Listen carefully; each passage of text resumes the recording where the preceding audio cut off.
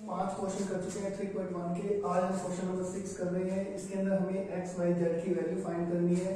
हमारे पास दो equal order की दो मैट्रिक्स दी हुई हैं।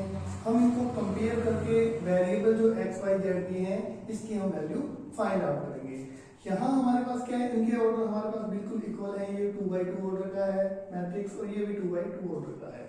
जब हम कंपेयर करते हैं तो उसके कॉरस्पॉन्डिंग एलिमेंट्स को आपस में कंपेयर करते हैं। तो हमारे पास 4 इज इक्वल टू कितना हो जाएगा, y हो जाएगा। पहली वैल्यू हमने फाइंड आउट कर ली। दूसरे में हमारे पास 3 इज इक्वल टू z हो जाएगा, z is equal to 3। And next हमारे पास इसी प्रकार से x इज इक्वल टू कितना हो जाएगा, हमारे पास 1 हो जाएगा। इस तरह से हम दो इक्वेशंस को कंपेयर करके जो गिवन वेरिएबल है x y z उनकी वैल्यू फाइंड आउट कर सकते हैं। नेक्स्ट इसी प्रकार का ये क्वेश्चन है। यहाँ इसको सॉल्व करते हुए भी हम कंपेयर करेंगे। ये मैट्रिक्स भी हमारे पास 2x2 ऑर्डर का है।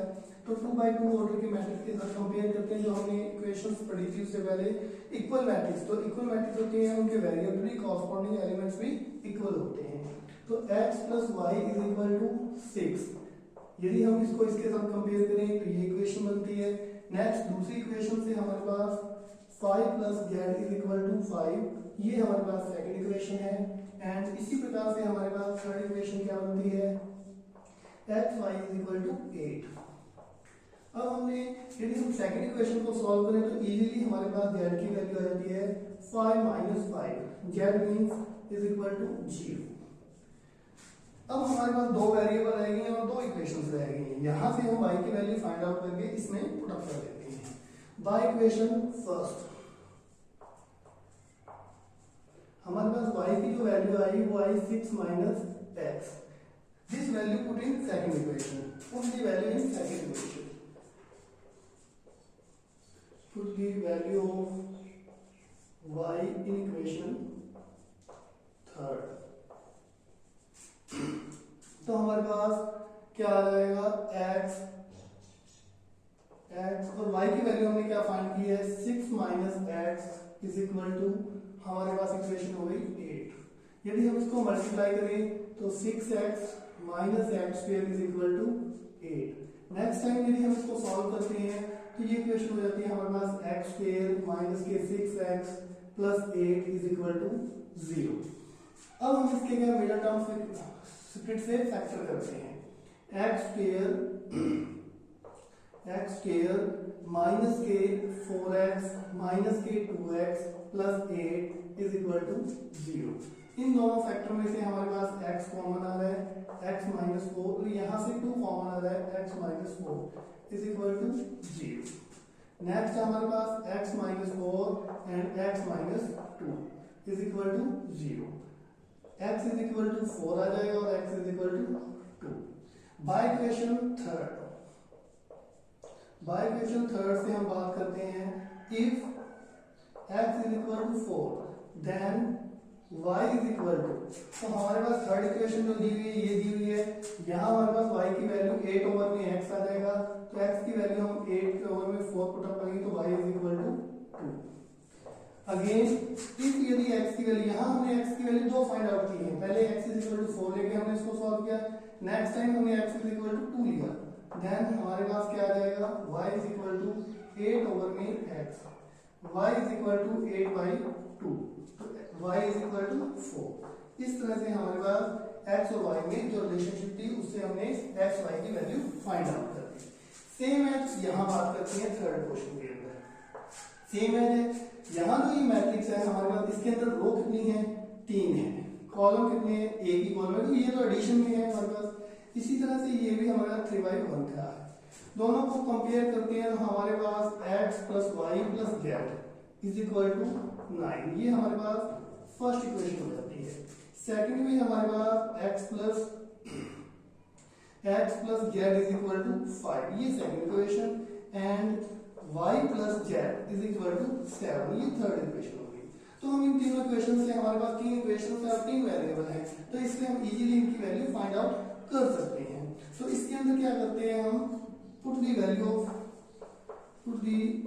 Of equation second in first. तो यहाँ ये वैल्यू हमने इसके अंदर पुट अप कर दी, x प्लस z की जो वैल्यू 5 है, तो यहाँ क्या रहेगा y plus 5 is equal to 9। तो y की वैल्यू हमारे पास कितनी आ जाएगी, 4 आ जाएगी। इजीली हमने इसको फाइंड आउट कर लिया। Again put the value of third equation in first. तो हमारे पास इसकी वैल्यू हमने इस इक्वेशन में पुट अप की, तो x plus 7 is equal to 9, x is equal to 9 minus 7, तो x इज इक्वल टू हमारे पास क्या आ जाएगा, 2 आ जाएगा। ये हमने y और x की वैल्यू फाइंड आउट कर ली। अब किसी भी इक्वेशन में आप एक वैल्यू पुट अप करके z की वैल्यू फाइंड आउट कर सकते हैं। बाय इक्वेशन सेकेंड हमारे पास y की वैल्यू, x की वैल्यू कितनी फाइंड आउट हुई है, 2 हुई है। 2 plus z is equal to हमारे पास कितने हैं, 5 दिए हुए हैं। तो z इज इक्वल टू क्या आ जाएगा, 5 minus 2, z is equal to 3। इस तरह से हम तीनों वेरिएबल की वैल्यू आसानी से फाइंड आउट कर सकते हैं।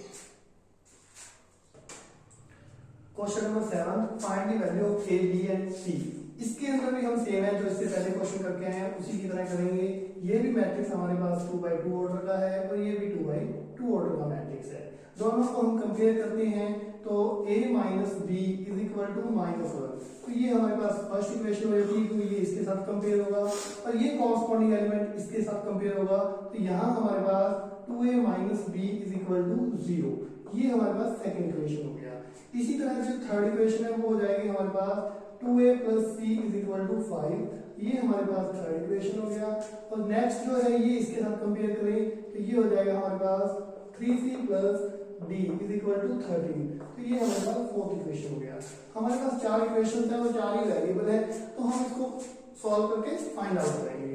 तो यहाँ इसमें से करें तो यहाँ हम इसको इस तरह से सॉल्व करते हैं। इक्वेशंस को, लीनियर इक्वेशन जो हम 10th क्लास में सॉल्व करते आ रहे हैं, ये इससे कैंसिल हो जाती है। यहाँ हमारे पास minus a is equal to -1, तो a की वैल्यू जो हमारे पास फाइंड आउट हुई +1 हो गई। a की वैल्यू हम बाय इक्वेशन फर्स्ट में पुट अप करते हैं, बाय इक्वेशन फर्स्ट, तो हमारे पास वैल्यू आ गई a minus B is equal to -1, minus B is equal to -1,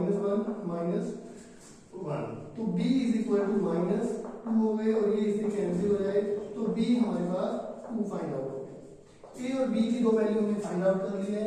अब हम बाय इक्वेशन थर्ड, हमारे पास a की वैल्यू 1 है, यहाँ पुट अप कर देते हैं, तो बाय इक्वेशन थर्ड, तो बाय इक्वेशन थर्ड में हमने क्या किया, a की वैल्यू 1 पुट अप कर दी जो हमने पहले फाइंड आउट की थी। 1 पुट अप करके c इज इक्वल टू 5, तो c is equal to 5 minus 2, c is equal to 3। इसी तरह जब हमने c की वैल्यू फाइंड आउट कर ली तो हम इस इक्वेशन में पुट अप कर देते हैं। 3 इंटू में 3 plus b is equal to 13, d is equal to 13 minus 9, तो d इज इक्वल टू हमारे पास 4। इस तरह से हमने चारों variables a b c d की वैल्यू फाइंड आउट कर ली। नेक्स्ट जो क्वेश्चन है इसके अंदर हमारे पास क्या आया हुआ है, क्वेश्चन नंबर 8 में हमारे पास क्या है कि यदि ये एक मैट्रिक्स हो और ये एक स्क्वायर मैट्रिक्स हो, स्क्वायर मैट्रिक्स के अंदर क्या होता है, हमारे पास रो और कॉलम क्या होते हैं, इक्वल होते हैं। तो जो हम इसके नीचे बेस में रिप्रेजेंट करते हैं, जो फर्स्ट डिजिट होता है वो रो को रिप्रेजेंट करता है और दूसरा जो डिजिट है वो कॉलम को रिप्रेजेंट करता है। और स्क्वायर मैट्रिक्स के लिए क्या है, रो और कॉलम्स इक्वल होने चाहिए, जैसे वो 2x2 का है, 3x3 का है, या 1x1 का या 4x4 का। तो उसके अकॉर्डिंग ये कंसेप्ट यहाँ हमारे पास क्या होगा कि m is equal to n, मतलब कि उसे मैट्रिक्स की रो और कॉलम्स क्या होने, दोनों इक्वल होने चाहिए हमारे पास। यहाँ भी हमारे पास एक क्वेश्चन है, यहाँ हम इसको कंपेयर करके x और y की वैल्यू फाइंड आउट करेंगे, लेकिन ये हमारे बुक के अंदर ऑब्जेक्टिव है, हम इसको सॉल्व करके ही फाइंड आउट करेंगे कि इसका आंसर क्या आएगा। ये हमारे पास 2x2 का मैट्रिक्स है, ये भी 2x2 का मैट्रिक्स है। तो इसको कंपेयर करते हैं तो हमारे पास 3x plus 7 is equal to 0, ये हमारे पास फर्स्ट इक्वेशन आ गया। यदि हम इसको सॉल्व करें तो 3x इज इक्वल टू हमारे पास -7, x इज इक्वल टू -7/3, तो ये हमारे पास x की वैल्यू -7/3।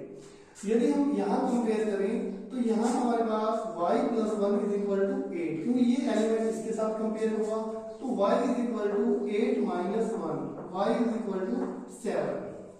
हमने y की वैल्यू फाइंड आउट कर ली। अगेन हमारे पास यहाँ भी एक वेरिएबल दिया हुआ है y minus, as a same है, बट हम इसकी वैल्यू भी फाइंड आउट करेंगे। 5 is equal to y minus 2, 5 plus 2 is equal to y, y is equal to 7। यहाँ हमारे पास y की वैल्यू सेम है जाएंगे, बट एक वेरिएबल और बड़ा है जो x है, उसको भी हम फाइंड आउट करते हैं। 2 minus 3x is equal to 4, क्योंकि ये इसके साथ कंपेयर होगा। यहाँ हमारे पास 3x is equal to 4 minus 2, तो ये इस हो जाएगा तो साइन अपोजिट हो जाएंगे। माइनस के 3x is equal to x is equal to 2 by minus 2। y की वैल्यू तो हमारे पास सेम है जाएगी, बट x की वैल्यू दोनों बार चेंज आएगी, तो इसका मतलब हमारे पास जो ऑब्जेक्टिव में आंसर है वो सेम है। ऐसा कहीं भी आंसर नहीं कि x की दो वैल्यू आ जाए, तो इसके लिए इसका आंसर क्या हो जाएगा, हमारे पास आंसर हो जाएगा नॉट पॉसिबल टू फाइंड। हम इसका आंसर फाइंड नहीं कर सकते क्योंकि दोनों ही आंसर चेंज आ रहे हैं हमारे पास। अब बात करते हैं इसके अंदर next, the number of the all possible matrix of the order 3 by 3 in which each entry 0 और 1। यदि हम किसी मैट्रिक्स के अंदर 0 और 1 की एंट्री फिलअप करें और वो भी 3 by 3 के मैट्रिक्स के अंदर, तो उस टाइप की कितनी मैट्रिक्स बन सकती हैं, इस बारे में हम बात करते हैं। सपोज जैसे हमारे पास इस तरह की मैट्रिक्स 0 0 ये वाली जिसके अंदर सारे एलिमेंट 0 हो, या फिर ऐसा 1 0 0 0 0 0 0 0 ये वाली, या फिर ऐसी 1 1 0, मतलब बहुत सारी मैट्रिक्स बन सकती है। कितनी बन सकती हैं वो हमें बताना है।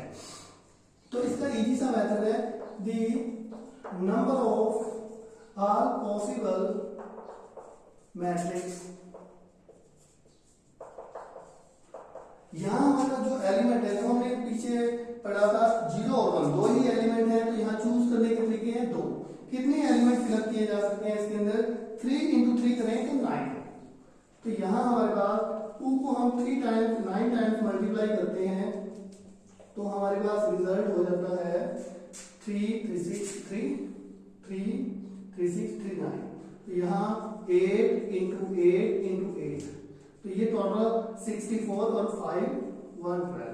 तो टोटल पॉसिबिलिटीज इतनी मैट्रिक्स हमारे पास इस तरह से बन सकती हैं, जिनमें सभी 0 भी हो सकते हैं, 1 भी हो सकते हैं, 2 1 1 दो बार हो सकते हैं, 3 बार, या सभी 1 1। इस टाइप से हमारे पास जो टोटल मैट्रिक्स बनेंगी वो 5 1 12 बनेंगी। हमारे पास इस तरह से टोटल मैट्रिक्स फाइंड आउट होंगी।